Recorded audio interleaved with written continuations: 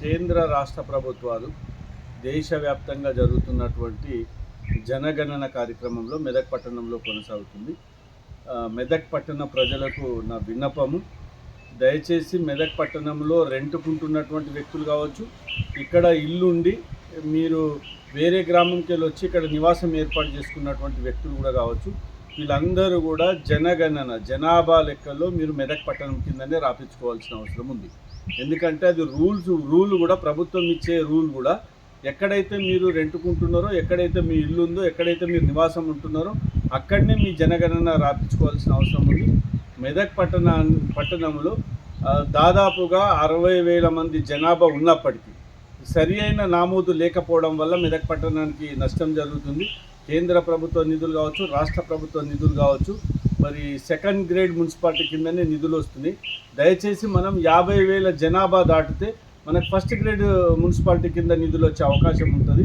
మీకు మౌలిక వసతులన్నీ మెదక్ పట్టణ మున్సిపల్ కల్పిస్తుంది. కాబట్టి మీరు ఇక్కడ నివాసం ఉంటున్నటువంటి వ్యక్తులు కావచ్చు, రెంటుకుంటున్నటువంటి వ్యక్తులు కావచ్చు, ఇక్కడే ఇల్లుండి ఇక్కడ ఉండి మీరు వేరే గ్రామంకి వెళ్ళి వస్తే మీరు జనాభా అక్కడ రాపించుకుంటామంటే ఇక్కడ మాకు నష్టం జరిగే అవకాశం ఉంటుంది. కాబట్టి దయచేసి మెదక్ పట్టణంలో నివాసం ఉంటున్న ప్రతి ఒక్కరు కూడా మెదక్ పట్టణంలో జనగణనలో నామోదు చేయించుకోవాలని చెప్పి మేము మెదక్ పట్టణ మున్సిపల్ తరఫున కౌన్సిలర్గా నా బాధ్యతగా మీ అందరికీ విన్నవించడం జరుగుతున్నది.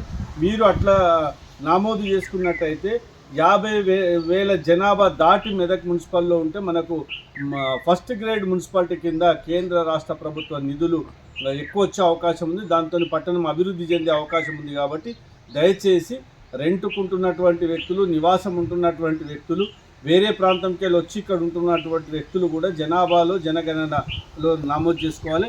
అదేవిధంగా ఇప్పుడు ఫస్ట్ విడతగా మా ఇందిరా కాలనీలో సారు మీ పేరు ఎడ్మినేటర్ చంద్రశేఖర్ గారు ఆధ్వర్యంలో కొనసాగుతుంది. ఇప్పుడు నివాస గృహాల గుర్తింపు కార్యక్రమం కొనసాగుతుంది. దీని తర్వాత ఇప్పుడు ఈ ఇంట్లో ఈ నివాసము దీనికి నంబర్ వేస్తారు, టోటల్ ఎంతమంది ఉంటారో అది కూడా రాస్తారు.